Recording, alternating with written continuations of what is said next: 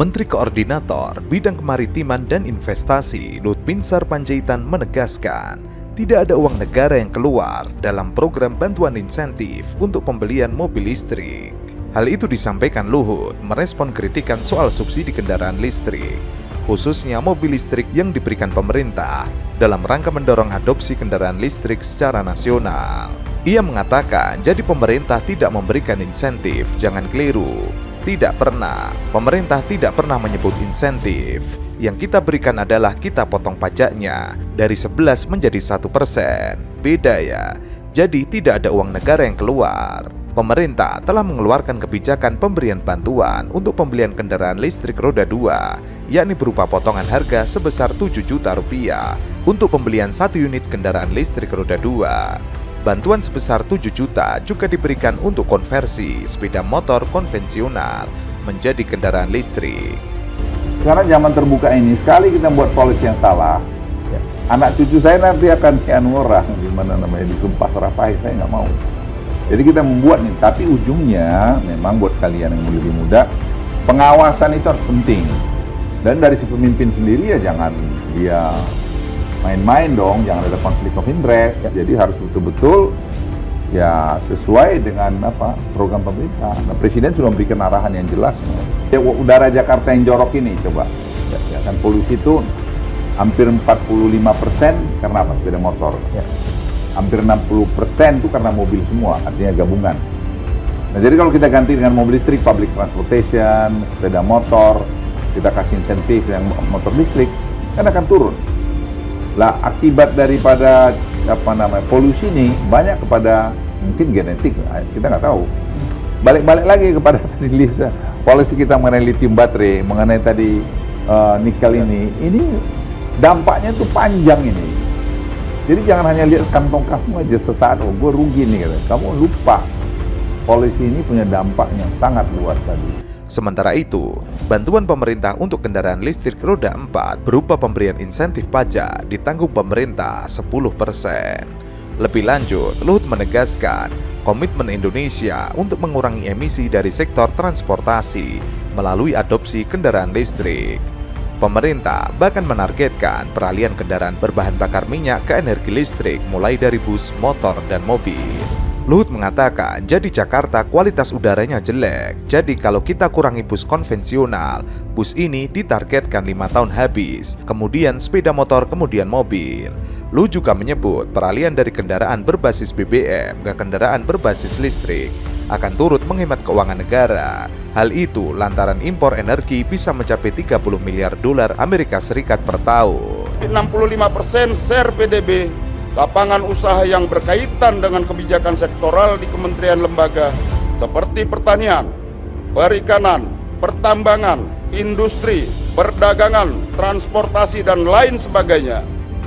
Pertumbuhan ekonomi pada sektor ekonomi negara tersebut membutuhkan intervensi pemerintah. Intervensi pemerintah jangan hanya pada mobil listrik saja, akan tetapi juga pada sektor-sektor kerakyatan.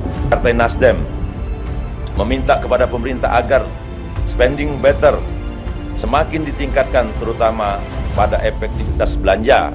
Pemerintah diharapkan fokus membangun pemerataan ekonomi, menanggulangi kemiskinan, serta memperkuat sektor pertanian, perikanan, dan pangan pada umumnya dibanding mengelontorkan subsidi untuk kepentingan kendaraan listrik ataupun subsidi tambang. Sementara itu, Kementerian Energi dan Sumber Daya Mineral membeberkan pesan Presiden Jokowi perihal urgensi pengadaan subsidi kendaraan listrik di Indonesia. Tenaga ahli Menteri SDM bidang kelistrikan Sri Penny Inten Cahyati, ia mengatakan bahwa setidaknya ada 3 poin penting yang disampaikan Jokowi perihal subsidi kendaraan listrik di Indonesia.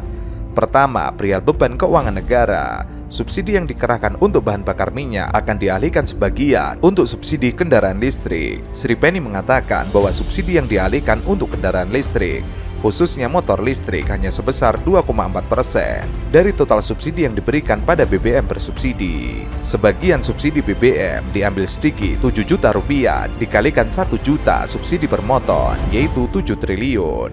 Dari tahun lalu, 823 triliun rupiah subsidi dan kompensasi BBM jadi hanya 2,4% yang kemudian kalau ditaruh di tahun 2023 bisa memberikan semacam bantuan karena masyarakat mengatakan murah tapi biaya untuk membeli mahal. Lebih lanjut, Sri Penny menjelaskan pesan Presiden Jokowi yang kedua, yakni subsidi yang diberikan pada jenis konversi motor konvensional menjadi motor listrik bisa memberikan opsi kepada masyarakat yang masih ingin menggunakan motor lamanya, namun bisa dikonversi menjadi motor listrik. Jadi, program konversi adalah melakukan proses transisi energi yang secara konkret. Karena sebelumnya motor konvensional minum BBM, jadi tidak minum BBM. Tentunya program pemerintah ini ada toolnya motor baru kalau memang masyarakat mampu untuk membeli yang lebih mahal.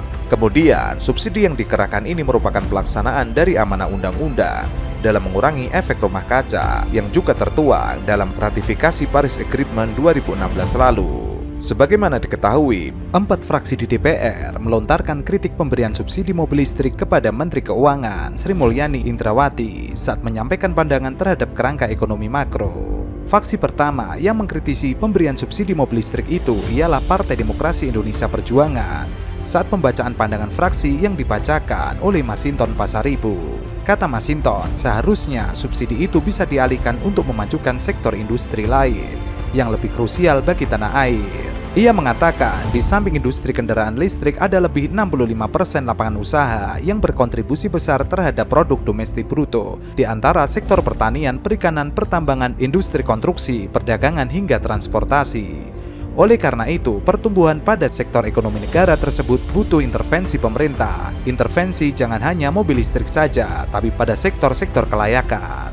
Selanjutnya, kritikan terhadap mobil listrik juga disampaikan oleh fraksi Partai Nasional Demokrat sebagaimana pandangannya dibacakan oleh Fauzi Amro. Ia menyebut subsidi kendaraan listrik seharusnya bisa diarahkan untuk mendorong kemajuan sektor pertanian karena subsidi pupuk dari tahun ke tahunnya malah turun. Pemerintah diharapkan harus membangun pemerataan ekonomi, menanggulangi kemiskinan, serta memperkuat sektor pertanian, perikanan, dan pangan dibandingkan menggelontorkan subsidi untuk kendaraan listrik ataupun subsidi tambah. Saat munculnya subsidi mobil listrik, ia menekankan subsidi pupuk malah terus turun 5 tahun terakhir. Ia mengatakan pada 2019, anggaran subsidi pupuk sebesar 34 triliun, namun pada 2020 menjadi 31 triliun, 2021 tersisa 29 triliun, 2022 menjadi hanya 25 triliun, dan pada 2023 hanya tinggal 24 triliun. Artinya 5 tahun ke belakang, subsidi pupuk berkurang hampir 10 triliun. Lalu fraksi Partai Demokrat yang kritikannya terhadap subsidi kendaraan listrik disampaikan oleh Rizky Aulia Rahman. Menurutnya, Partai Demokrat memandang supaya anggaran subsidi mobil listrik tahun depan dialihkan untuk infrastruktur dan ekosistem energi ramah lingkungan yang massal ketimbang pribadi.